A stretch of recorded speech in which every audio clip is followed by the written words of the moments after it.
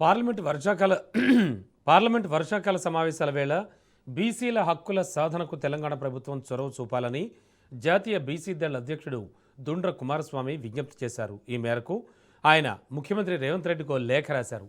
దేశవ్యాప్తంగా ఉన్న బీసీల సామాజిక, రాజకీయ, విద్య, ఆర్థిక సమస్యలను పార్లమెంట్లో బలంగా ప్రస్తావించి కేంద్రంపై ఒత్తిడి తేవాలని ఆయన కోరారు.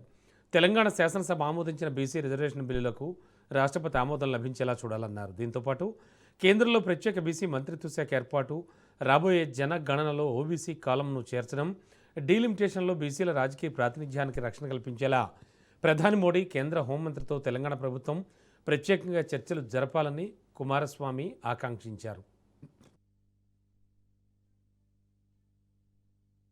పార్లమెంటులో వర్షాకాల సమావేశాలు జరుగుతున్న సందర్భంగా బీసీల సమస్యలు పరిష్కారానికి వేదికగా అని భావించి ఈ సందర్భంగా తెలంగాణ రాష్ట్ర ముఖ్యమంత్రి గౌరవనీయులు రేవంత్ రెడ్డి గారికి లెటర్ కూడా రాయడం జరిగింది. ముఖ్యంగా దీనిలో ఉన్న ప్రధాన అంశాలు ఏంటంటే, మనం తెలంగాణ నుంచి 2 బిల్లులు పంపించాం. అందులో బీసీ బిల్లు కూడా ఇప్పటికీ కేంద్ర ప్రభుత్వం చేయకుండా పెండింగ్లో ఉన్న బిల్లును వెంటనే ఆమోదం చేయాలనేది ప్రధాన డిమాండ్గా తెలియజేస్తా ఉన్నాను.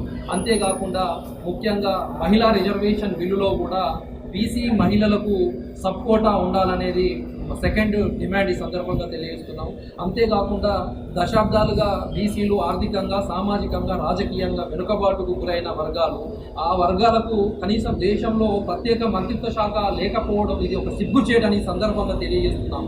ఎస్సీలకు కావచ్చు, ఎస్టీలకు కావచ్చు ప్రత్యేక మంత్రిత్వ శాఖ ఉంది, కానీ బీసీలకు లేకపోవడం వల్ల బీసీలకు ఒక ప్రత్యేక మంత్రిత్వ శాఖ ఏర్పాటు చేయాలి. ఎందుకంటే దేశంలో సింహభాగం ఉన్నవారు బీసీలు, దేశంలో సగభాగం ఉన్నవారు బీసీలని ఈ సందర్భంగా తెలియజేస్తున్నాం. అంతేకాకుండా ముఖ్యమైన డిమాండ్ ఏంటంటే, మేమెంతో మా వాటా తెలవాలంటే దేశంలో జనగణనలో కులగణన అనేది ఓబీసీ కాలం తప్పకుండా పెట్టాలి.